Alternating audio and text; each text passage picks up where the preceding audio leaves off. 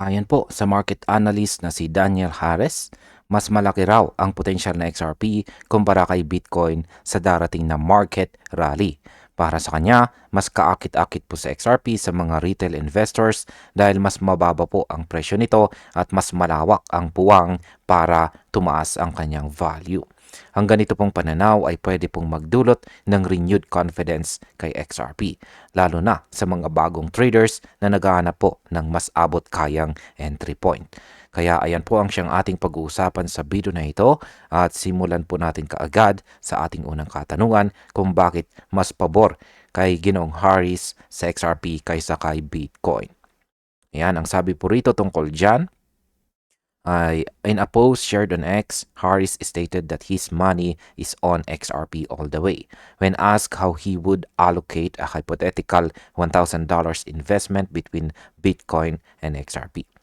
Paliwanag po natin, sinabi daw po ni Ginong Harris sa isang post sa X na kung bibigyan po siya ng $1,000 na ipapasok po sa market, ilalagay daw niya lahat ng ito kay XRP. Sa kasalukuyang presyo, si Bitcoin po ay nasa mga $107,000 habang si XRP naman ay naglalaro sa mga $2.40.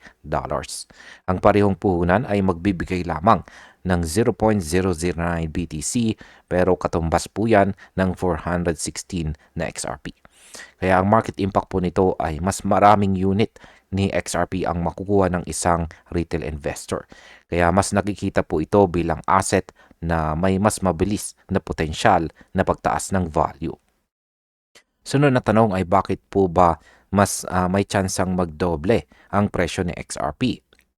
Sabi rito ay Harris used this comparison to illustrate why smaller cap assets often appeal more to retail investors. In his view, XRP's lower price and smaller market capitalization give it more room for a rapid expansion during bullish phases. Yan, pinaliwanag po ni Ginong Harris na ang mga small cap assets tulad po ni XRP ay mas mabilis gumalaw tuwing bull market. Dahil mas maliit ang market capitalization ng XRP, mas madali po itong tumaas ng doble or higit pa sa maikling panahon lamang. Kaya ang market impact po dito ay kapag pumasok po ang altcoin season, possible na sa XRP ang unang umangat dahil po sa bilis ng galaw ng mga lower cap coins. Ngayon ay paano naman po ikinumpara ni Ginoong Harris ang market cap na XRP kay Bitcoin? Sabi po rito, at present, XRP's market capitalization sits near $145 billion, whereas Bitcoin's exceeds $2.1 trillion. Harris suggests that it is far more feasible for XRP to reach $300 billion than for Bitcoin to double $4.4 trillion. Ayan, ayon po sa kanya, mas madali raw maabot na XRP ang $300 billion na market cap kaysa doblehin ni Bitcoin ang $2.1 trillion nito. Kaya sa pananaw po ni Ginong Harris dito, mas realistic ang mabilis na paglago ng XRP sa susunod na 90 days. Sa market impact, ang ganito pong ratio ay nagbubukas ng ideya na mas malaki po ang short-term upside potential na XRP kumpara kay Bitcoin. Ngayon ay ano naman ang pananaw ng ibang mga eksperto tungkol dito? Sabi po rito ay according to Dom Kwok, yan, dito naman po papasok si Ginong Dom Kwok, the high unit price of Bitcoin discourages first-time buyers even though fractional ownership is possible. Ayan.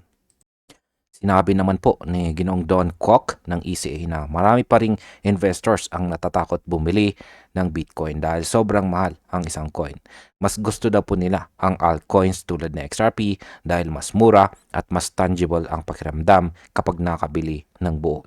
Sa market impact, ang ganito pong perception ay nakakatulong sa pagdami ng mga retail buyers na XRP na pwede pong magtulak ng panibagong demand wave. At bilang panghuli ay ang aking opinion naman tungkol dito ay makikita po natin na ang argumento ni Ginong Harris po dito ay simple pero may punto. Sa XRP po ay may mas maliit na market cap mas abot kayang presyo at mas matatag po ang kanyang growth potential kumpara kay Bitcoin. Pero hindi rin natin dapat kalimutan na mas volatile po sa XRP kaya mas mataas din ang risk. Sa ngayon malinaw po na maraming analyst ang nagsisimulang tumingin kay XRP bilang susunod na malakas na altcoin sa market rally. Kung magpapatuloy po ang trend na ito, maring sa XRP na nga ang magiging sunod